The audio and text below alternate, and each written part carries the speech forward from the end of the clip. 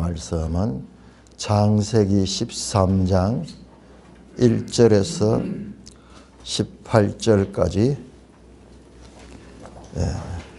교독하겠습니다. 창세기 13장 1절. 아브라함이 애굽에서 그와 그의 아내와 모든 소유와 롯과 함께 네겝으로 올라가니 아브라함에게 가축과 은과 금이 풍부하였더라. 그가 네겝에서부터 길을 떠나 베델에 이르며 베델과 아이 사이 곧 전에 장막 쳤던 곳에 이르니 그가 처음으로 제단을 쌓은 곳이라. 그가 거기서 여호와의 이름을 불렀더라. 조금 잘라서 공부하겠습니다. 오늘 이 시간에는 그 새벽 시간에 시간이 지금 계속 딜레이 돼서 좀 그 진도를 나가는 거로 그렇게 하겠습니다. 자, 여러분 12장에서 특별히 12장 10절부터 20절까지 12장에서 하나님께서 아브라함을 불러내시고 아브라함 믿음으로 순종해서, 그런데 12장 10절에 보니까는 하나님께서 불러주신 그 가나안 땅에 큰 기근이 들었습니다. 그 기근이 들어서 먹고 살기 위해서 애굽으로 내려갔습니다. 그 아브라함이 남방으로 내려갔다 그렇게 되어 있거든요. 12장 10절 그 땅에 기근이 돼서 아브라함이 애굽에 거류하려고 거리로 내려갔다. 여기 가기 전에 9절에 보시면은 점점 남방으로 옮겼더라 하는데, 요 남방이라는 곳이 네겝이고 남쪽이 이제 애굽과 경계되는 곳이에요. 그러니까는 계속 그 가나안 땅에 들어와서 세겜에서 그 다음에 베델에서 또 남방으로 계속 내려가다가 거기서 이제 기근을 만났는 거예요. 그래서 애굽으로 가서 거기서 이제 먹고 살기 위해서 거리로 갔는데, 근데 거기 가서 아브라함이 너무나 지금까지 아브라함 모습과는 다르게 뭐라 그럴까요? 거짓말하면서 자기 아내를 자기 목숨을 살기 위해서 아내를 누이라고 하고 말을 맞췄습니다. 그렇게 속이고 그렇게 하면서 믿음의 행위가 아니라 지극히 인간적인 두려움과 그리고 거짓말로 위기를 모면하려고 하는 인간의 수단과 방법을 사용하는 아브라함을 봅니다. 너무 실망스러워요. 믿음도 없어요. 하나님을 믿는 믿음을 가지고 당당히 가지 못하고, 믿음은 온데간데 없고 믿음 없이 거짓으로 속이다가 나중에 하나님께서 그 애굽 바로에게 큰 재앙을 내니까는 바로가 그때야 깨닫고 아브라함을 원망합니다. 불신자에게 수치를 당하고 원망을 듣습니다. 18절에 바로가 아브라함을 불러 이르되 네가 어찌하여 나에게 이렇게 했냐? 네가 어찌하여 그를 네 아내라고 내게 말하지 않느냐? 내가 어찌 그를 내 누이라 하여 내가 그를 데려 아내를 삼게 했냐? 네 아내 여기서 이제 데리고 가라! 그러면서 큰 혼쭐이 났는 거예요. 누이라 해서 그 왕이니까는 마음대로 이제 마음에 드는 여자를 선택했는 거예요. 그랬는데 손을 대지 못하도록 하나님께서 혼쭐을 냈는 거예요. 그러니까 그 이방 왕에게도 수치를 당하고 그러면서 애굽에서 물러 나왔습니다. 오늘 배경은 거기입니다. 아브라함이 애굽에서 그와 그의 아내와 모든 소유와 롯과 함께 네겝으로 올라가니, 요 네겝가 아까 같은 그 남방이에요. 남방. 그리고 우리 번역에서 12장 9절에는 남방이라고 번역했고 13장 1절에는 네게브라고 번역했는데 같은 단어예요. 같은 단어. 이제 그 애굽에서 올라오면은 가나안 땅의 첫 번째 만나는 길. 애굽으로 내려갈 때는 가나안 땅의 끝 부분이 네게브입니다. 네게브. 다시 이제 내려갔던 길로 올라옵니다. 아브라함에게 가족과 은과 금이 풍부했더라. 이야, 좀 수치스럽게도 그 자기 아내를 거짓말로 해가지고 애굽 바로가 이 많은 금은 보화를 이 누이를 자기가 아내로 맞이하는 대신에 그렇게 돈을 줬는데 그거를 그대로 줘서 보냈는 것 같아요. 바로가 너무 놀라가지고 하나님께서 어떻게 역사했는지 큰 재앙을 당했어. 그러니까 혼비백산해가지고 두말하지 않고 빨리 내려가라 그러면서 그 아브라함 일렉을 내보내는데 덕분에 그 거짓말 했는 덕분에 아브라함은 가축과 은과 금이 풍부했더라. 여러분 이 내용들이 이게 보통 내용이 아니에요. 나중에 뭐 출애굽할 때 이스라엘 백성들이 나올 적에 애굽에서 나올 적에 은과 금을 많이 가지고 나오잖아요. 그런 사건에 이게 하나의 예행 연습 비슷한 그런 의미가 있어요. 이게 올라갔다 내려갔다는 것도. 성경 내용은 상상을 못해요, 우리가.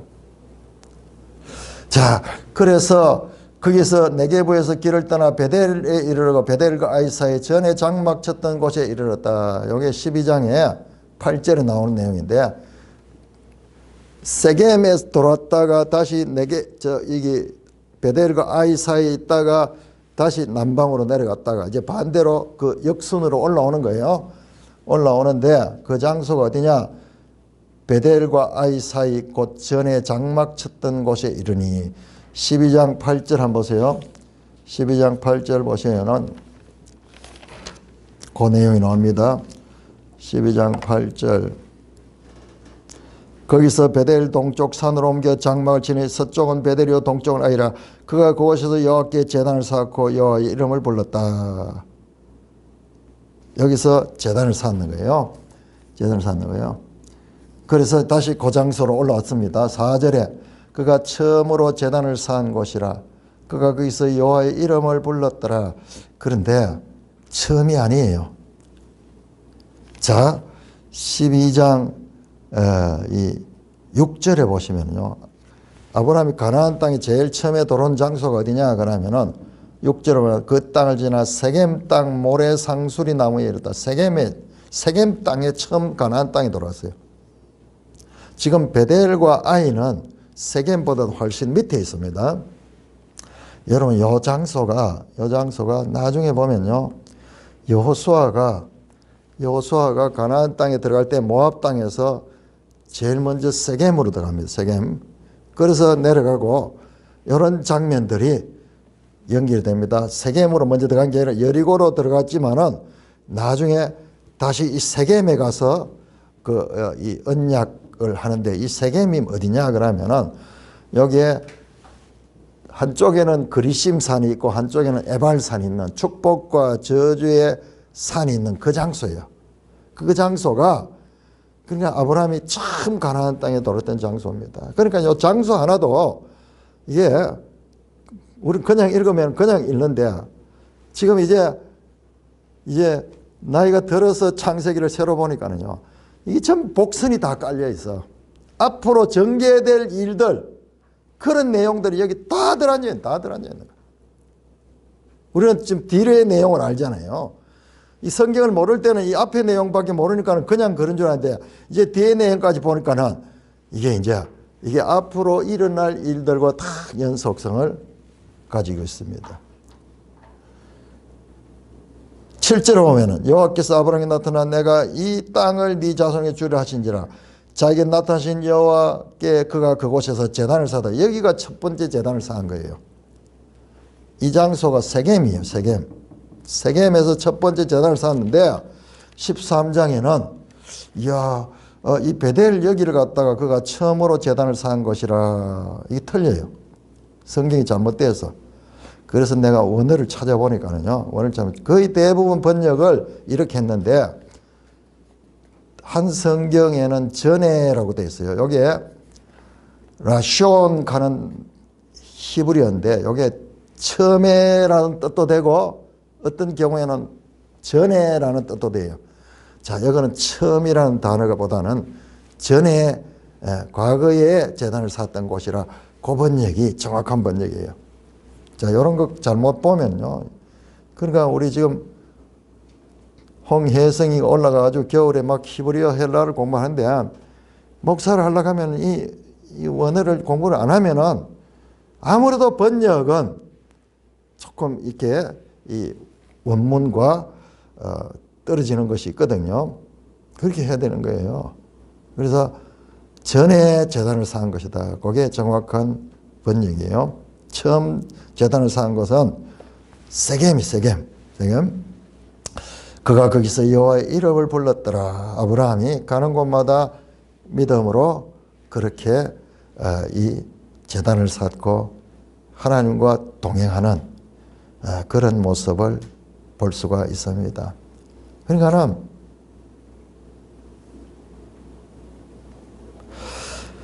이야, 이 아브라함이 어떤 이야기냐 그러면 12장부터 전개되는 아브라함 이야기는 어마어마한 이야기예요. 근데 우리는 이걸 이제 그냥 보지만은 이게요, 전 세상을 구원하는 일의 시작이에요.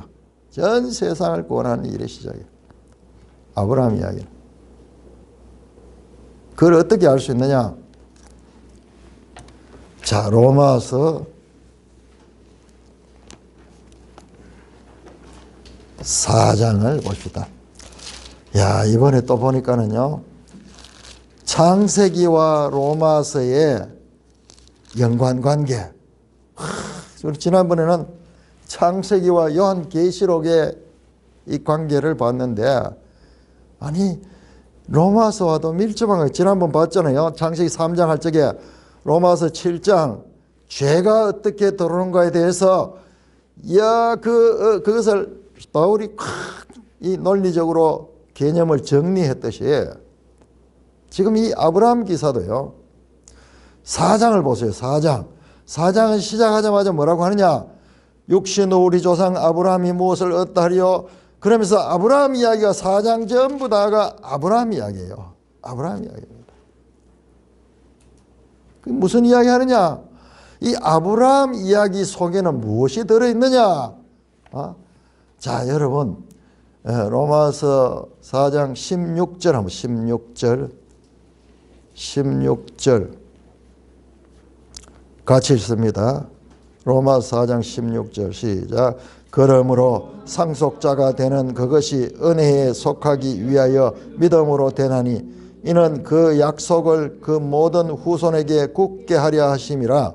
율법에 속한 자께뿐만 아니라 아브라함의 믿음에 속한 자에게도 그러하니 아브라함은 우리 모든 사람의 조상이라. 여러분, 이걸 이제 따로 받는 거야. 로마서 보면 뭐 그런데 이게 지금 연결해 보세요. 연결해서 보면은 지금 아브라함 이야기는 장차 온 세상을 구원할 그 하나님의 백성들에 관한 이야기가 이 속에 지금 암시되어 있는 거예요. 그래서 어거스틴이 그 이야기했다고 신약은 구약 속에 감추어져 있고 구약은 신약 속에서 드러난다. 지금 그 이야기잖아요. 아브라함 기사가 12장에서 25장까지 이렇게 전개되는데 그 이야기들은 궁극적으로 지금 이런 의미를 가지고 있다는 거예요. 바울이 밝히 드러내는 거예요. 그냥 보면 옛날 이야기인데, 아브라함 가족의 이야기인데 그 이야기가 왜 성경에 있느냐 이 말이야. 그 이야기가 가지는 의미가 뭐냐? 이것은 모든 믿음에 속한 자에게 조상이 되는 그와 같은 이야기다. 그러니까 이 아브라함 이야기 속에 우리도 지금 참여하고 있는 거예요. 23절 24절도 같이 읽습니다. 4장 23절 24 시작. 그에게 의로 여겨졌다고 기록된 것은 아브라함만 위한 것이 아니요 의로 여기심을 받은 우리도 위함이니 곧 예수 우리 주를 죽은 자 가운데서 살리신 이를 믿는 자니라. 다시 한 번 더 확인합니다. 우리 이야기도 이 아브라함 이야기 속에 담겨 있는 거예요. 그래서 이 아브라함 이야기는 온 세상을 구원하시는 하나님의 이야기입니다. 여러분 바로 앞에 창세기 12장 앞에 어떻게 나왔습니까? 홍수로 죄로 말미암아 홍수 심판을 받아가 다 멸망당했는데도 불구하고 홍수 이후에 인류가 번성하면서 또 어떻게 했습니까? 바벨탑을 쌓잖아요. 바벨탑 쌓잖아요. 똑같은 거야. 홍수 이전이나 이후나 죄가 번성해서 그들이 하나님께 순종하지 않고 인본주의적인 그와 같은 하나님을 대적하는 하나님의 자리에 사람이 앉고자 하는 그 아담의 범죄와 동일한 우리를 이 탑을 높이사 하늘까지 닿게 하고 우리 이름을 내자. 하나님이 쓸 자리가 없어. 그 죄잖아요. 그 죄. 지금 여기에 로마서에 왜 4장에 아브라함 이야기 나온 거 보세요. 바로 그 전에 3장 한번 보세요. 3장. 이게 그 이야기예요. 이게 3장 9절에서 18절 3장 9절에서 18절은요. 창세기 1장에서 11장까지 원역사의 이야기를 압축해 놓은 거예요. 3장 9절에서 18절 그러면 어떠냐 우리는 나냐 결코 아니라 유대인이나 헬라인이나 다 죄 안에 있다. 기록된 바 의인은 없나니 하나도 모든 사람이 죄인이다 하는 거야. 모든 사람이 죄야. 죄로 말미암아 절망적인 상황이다 이 말이야. 23절 3장 23절입니다. 로마서 모든 사람이 죄를 범하였으며 하나님이 그의 영광에 이르지 못하더니 이게 절망적인 상황이야.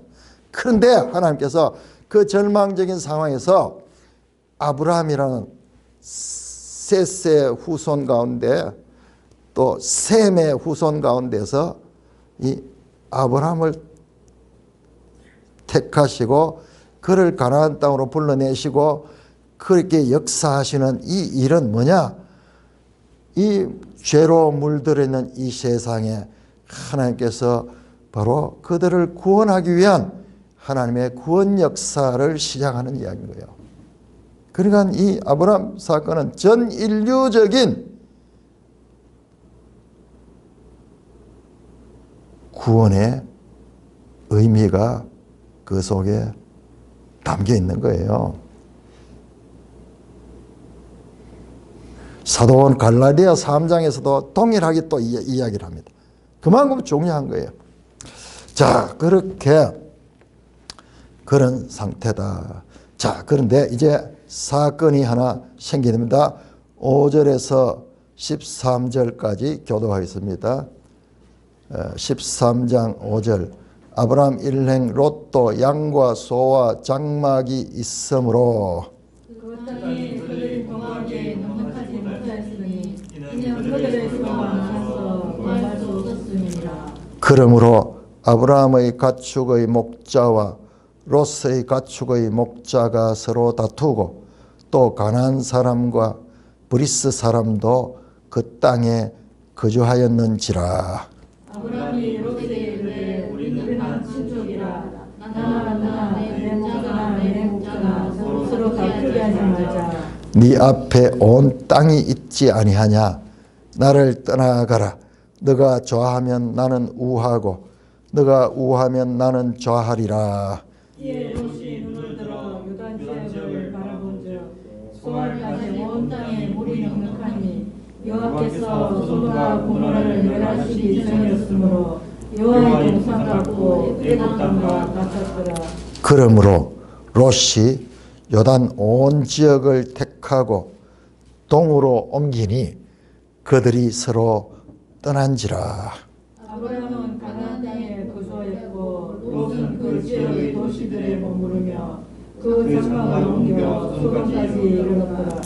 같이 소돔 사람은 여호와 앞에 악하며 큰 죄인이었다. 자, 두 번째 사건이 나옵니다. 자, 첫 번째 사건은 기근을 만나서 애국으로 내려갔다 가지고 수치를 당하고 돌아온 사건. 믿음의 조상이라고는 도저히 볼 수 없는 거짓말로 살기 위해서 그렇게 했다가 불신자 그 왕에게 수치를 당하고 그렇게 다시 쫓겨나다시피 돌아왔던 그 사건. 그런데 그 사건 가운데서도 하나님께서 은혜를 베풀어 줬어. 아브라함은 믿음이 하나도 없었어요. 그런데 하나님께서 그 바로를 징계함으로 말미암아 위기를 모면할 수가 있었습니다. 아브라함은 그리고 아브라함이 만약 자기 아내를 바로의 후처로 드리게 됐을 경우에 어떻게 될까요? 하나님 계획이 어떻게 될까요? 하나님은 아브라함을 통해서 사례를 통해서 장차 거룩한 씨를 주시겠다고 약속했는데 그 일이 무산되잖아요. 그게 그냥 보통 사건이 아닌 거예요. 장차 이 땅과 그리고 이 후손을 너에게 주겠다. 그렇게 약속했는데 그 하나님의 계획이 지금 무산되게 되는 그런 사건인 거예요. 하나님이 개입하셔서 하나님께서 은혜로 거기에서 아무런 일을 당하지 않고 나오도록 했었거든요. 자, 이번에 두 번째는 어떤 사건이냐 그러면은 이제 이 롯과 아브라함이 이제 같이 이제 롯도 자기 재산들이 많고 아브라함도 많고 이런데 이제 같이 다니려 그러니까는 수가 너무 많으니까는 그게 서로 이제 불편하게 되는 거예요. 서로 불편해.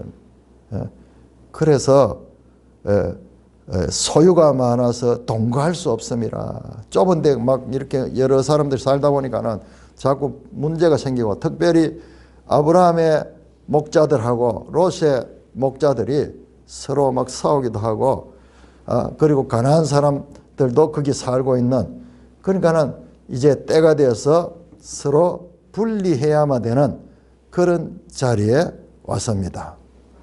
자, 그때 아브라함의 이 태도를 보면은 놀랍습니다. 아브라함이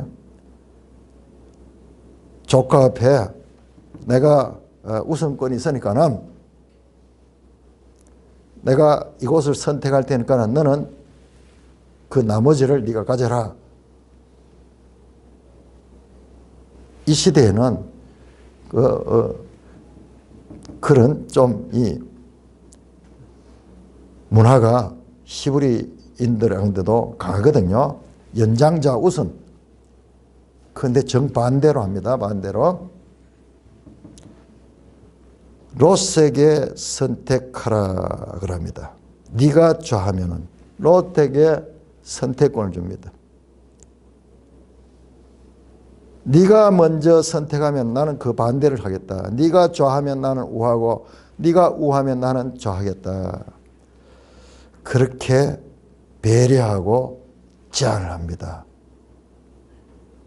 12장에서 보였던 그 거짓하고 두려워하고 속이고 어찌든지 살 길을 찾던 그런 아브라함의 모습과 지금 13장의 아브라함의 모습은 전혀 다릅니다.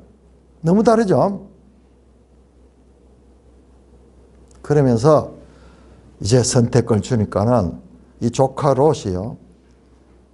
요즘 신세대처럼 오케이 그러면서 아싸바리 하면서 좋습니다 하면서 예 롯이 눈을 들어 요단 지역을 바라보았다. 여러분 요 단어가요.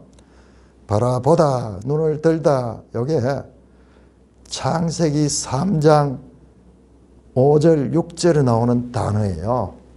딱 보니까는 보암직하고 먹음직하고 지혜롭게 할 만한 그런 것인 거예요. 그래서 내 눈에 보기에 딱 그런 거예요. 지금 여기 반복되는 거예요.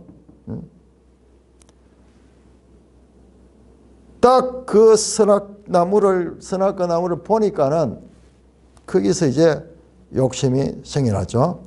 그 눈을 들어보니까 요단 지역을 바라보니까는 소알까지 온 땅의 물이 넉넉하다. 여기가 사해에 있는 그 사해 동쪽 편이에요. 동쪽 편 땅이에요.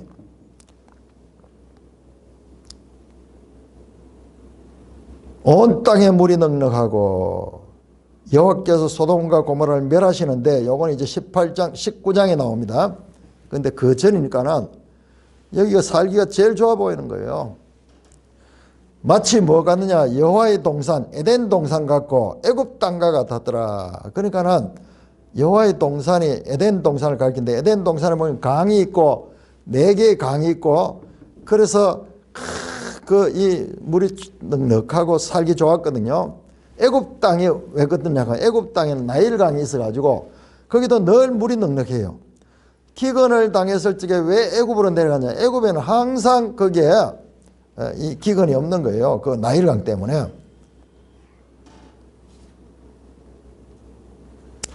자, 그래서 좋은 땅으로 딱 보니까는 여기가 좋다 딱 판단을 하고 11절 그러므로 롯이 요단 온 지역을 택하고 동으로 옮겼다. 요단강을 건너가지고 동쪽 요단 동편이 여기가 요단 동편입니다.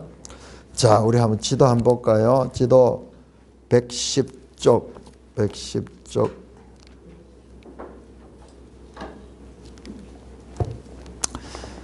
자, 여러분들 거기에 보시면은 110쪽 보시면은 거기 아래쪽에 사해 바다 나오죠. 사해 염해라고도 하는 소금염자 해가지고 염해 소금바다 또는 죽음의 바다라고 해가지고 사해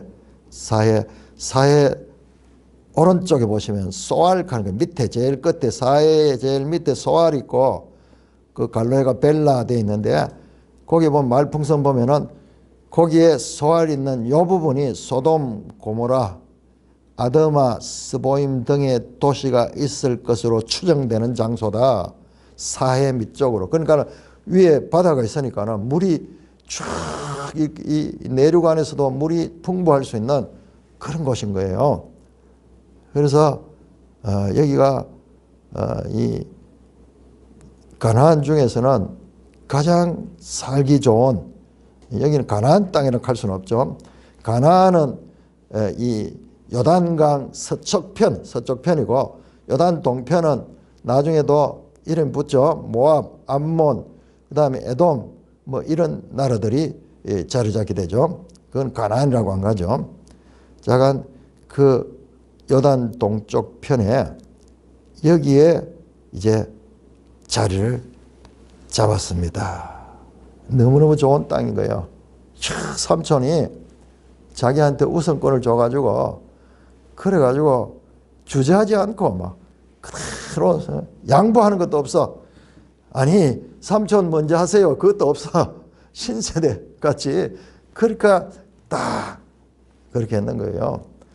그래서 롯이 요단 온 지역을 택하고 동으로 옮기니 그들이 서로 떠난지라. 이야, 저 멀리 갈대아 우르에서부터 같이 와서 하란 땅에 살다가 거기서 또 같이 이렇게 가나안 땅까지 들어온 혈육이라고는 이 롯밖에 없어요. 아브라함과 롯. 아버지도 죽고 아브라함이 불행하게도 자녀가 없잖아요. 아내가 자식을 못 낳잖아요. 롯은 여기서 결혼했을 수도 있어요. 롯은. 거기에 대해서는 성경이 안 나오니까 뒤에 보면 롯의 처가 나오잖아요. 자녀들도 나오고. 그러니까는 이 롯의 가족들이 있었을 수도 있습니다. 아니면 총각으로 했는지도 모르겠고. 자, 그건 지금은 안 나와요. 그런데 이제 비로소 고향 땅에서부터 같이 오는 유일한 혈육과 이제 결별하게 됐습니다. 서로 떠난지라. 11절에 12절 아브라함은 가나안 땅에 거주하였고 롯은 그 지역의 도시들에 머무르며 그 장막을 옮겨 소돔까지 이르렀더라. 조금씩 옮겨가지고 그 가장 이 중심지대는 수도되는 소돔까지 들어가는 거예요. 롯은. 아브라함은 어떻게? 가나안 땅에 거주했다. 왜 그러냐? 아브라함은요, 하나님이 약속을 받았잖아요. 이 땅을 너와 네 후손에게 주겠다는 그 약속을 붙들고 가나안 땅에 있었고, 롯은 물이 넉넉하고 농사 짓기 좋고 또 문화가 발달되어 있는 도시인 그 도시 지역으로 장막을 옮겨 소돔까지 이르렀다. 그런데 성경은 13절에서 소돔 사람은 여호와 앞에 악하며 큰 죄인이었더라. 롯의 선택은 탁월한 선택이었는데, 그런데 그것은 지극히 인간적인 판단이었어. 내 눈에 먹음직하고 보암직하고 부자가 될 만하고 살기 좋을 것 같은 그런 땅이었지만은, 그러나 그곳은 하나님의 자녀들이 가서는 안 될 여호와 앞에 악하며 큰 죄인들이 사는 죄의 도성이었습니다. 그런데 이 이야기는요, 이 롯의 판단은 곧 후회를 하게 됩니다. 바로 14장에 가면은 롯이 이 소돔 땅의 전쟁 때문에 잡혀가지고 저 포로로 잡혀가는 그런 일도 있고, 나중에 18장 19장에 가면은 이 소돔을 하나님께서 불로 멸망시키고 거기에서 죽을 뻔한데 거기에서 하나님의 은혜로 롯의 가족만은 구원하려는, 그래서 롯은 자기의 판단을 했는데 판단의 결과는 참으로 참혹한 그와 같은 결과를 낳게 되었습니다. 마치 롯의 선택은요, 지극히 인간적인 판단이었어요. 하나님의 뜻은 생각도 안 했어. 마치 앞에 나왔던 아브라함이 자기 목숨 살라고 그렇게 속이고 그렇게 이 거짓말로 그렇게 위기를 모면하려고 했던 아브라함의 모습이나 롯의 모습은 지금 비슷합니다. 그런데 아브라함은 지금 많이 변했어요. 12장의 아브라함의 인간적인 판단과 13장의 롯의 판단은 비슷하지만은요, 그 과정에서 아브라함은 완전히 바뀌었어. 완전히 바뀌었어. 배려하고 기다리고, 그리고 눈의 판단보다도 하나님의 뜻을 선택했습니다. 14절에서 18절까지 교독합니다. 14절에서 18절까지. 롯이 아브라함을 떠난 후에 여호와께서 아브라함에게 이르시되 너는 눈을 들어 너 있는 곳에서 북쪽과 남쪽 그리고 동쪽과 서쪽을 바라보라. 모든 땅을 내가 너와 네 자손에게 주리니 영원히 이르리라.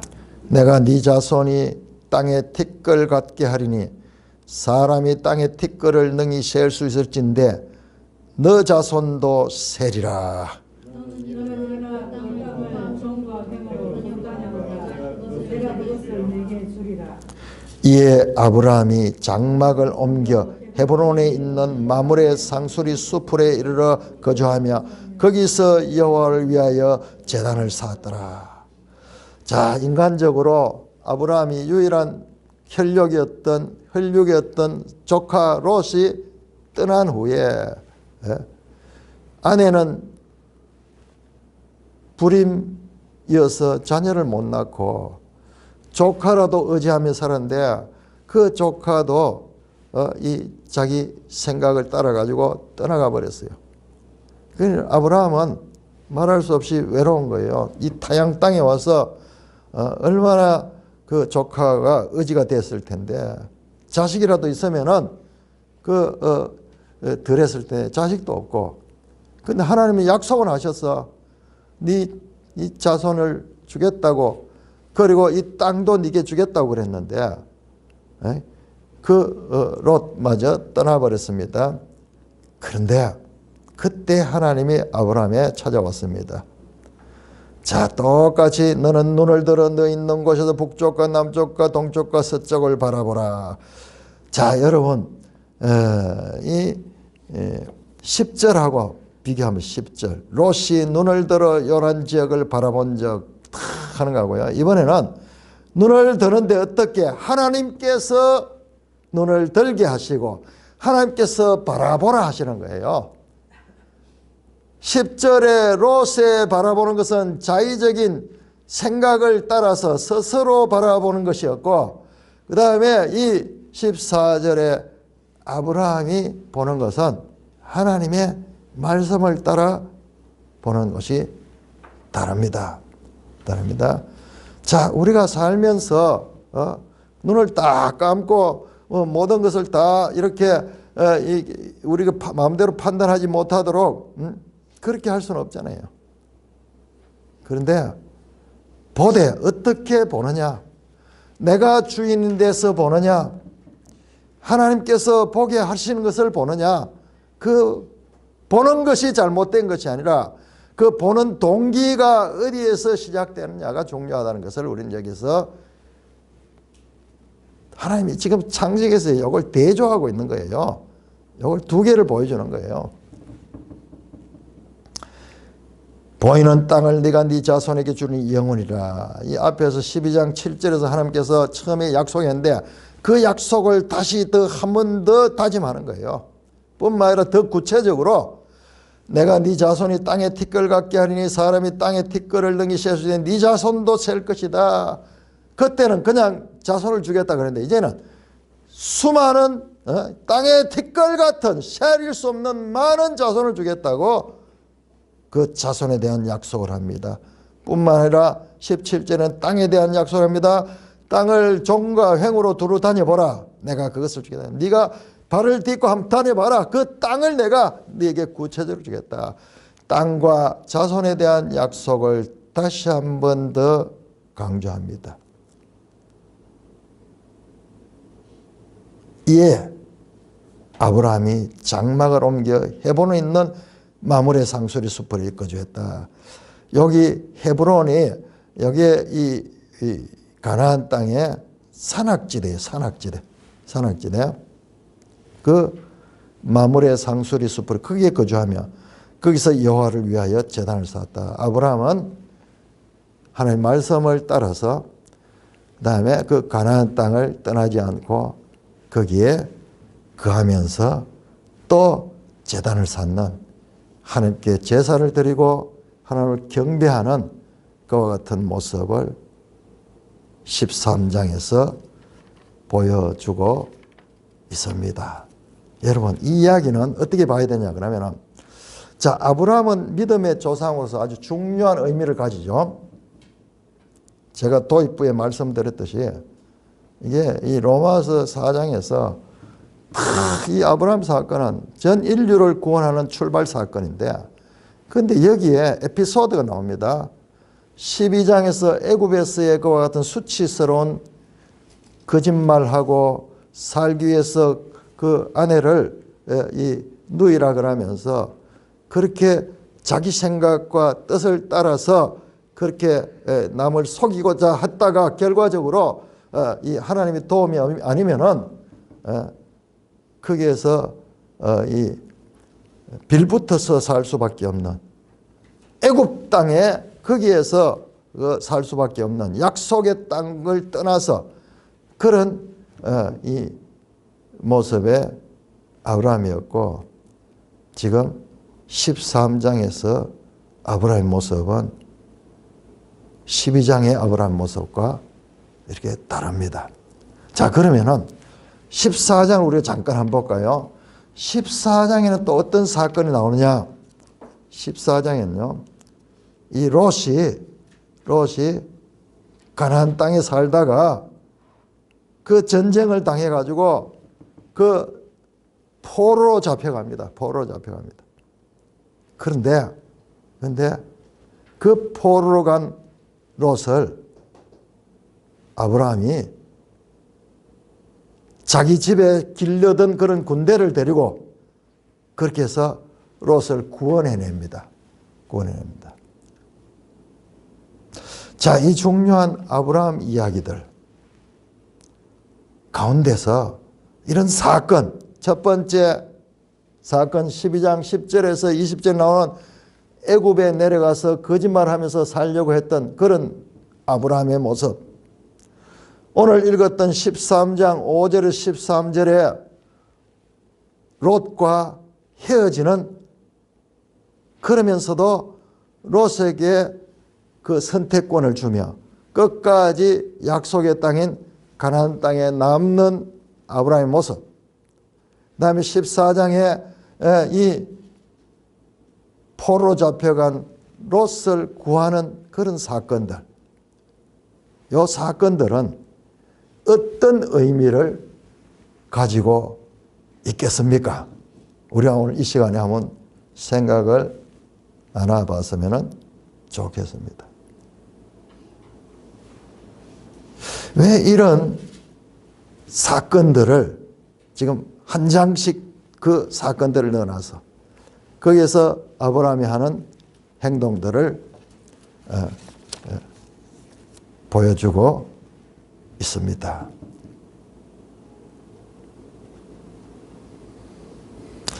아브라함의